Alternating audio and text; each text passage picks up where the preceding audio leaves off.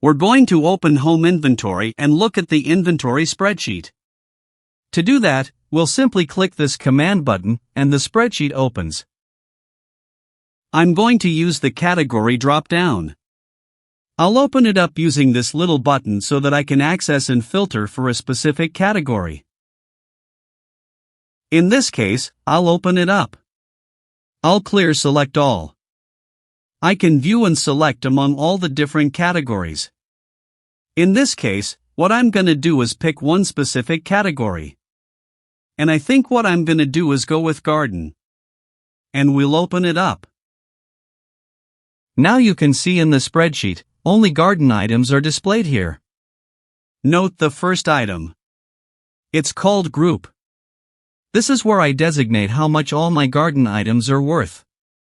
That's this collection here, what they are worth as a collection. However, the actual individual items, that's these guys here, in this case, it looks like there's a good number of them. These guys are all carrying a $0 value. That's because I have a report that runs against this, and it only shows the estimated value for the group of items.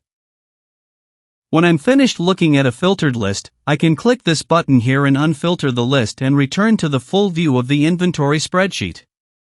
Of course, I can scroll down and locate items like we just did with garden. If I go back here, you can see there's furnishings, etc. And it gives me the ability to grab one of those guys and filter. For instance, let's go back here to intellectual property. Don't have too many of them. I'm gonna select one of the items. I can go up here, user selection, just show intellectual properties. Note that only intellectual properties are shown. In this case, I'm carrying no estimated value. That's because the individual items, and if you can see here, there's mostly software stuff.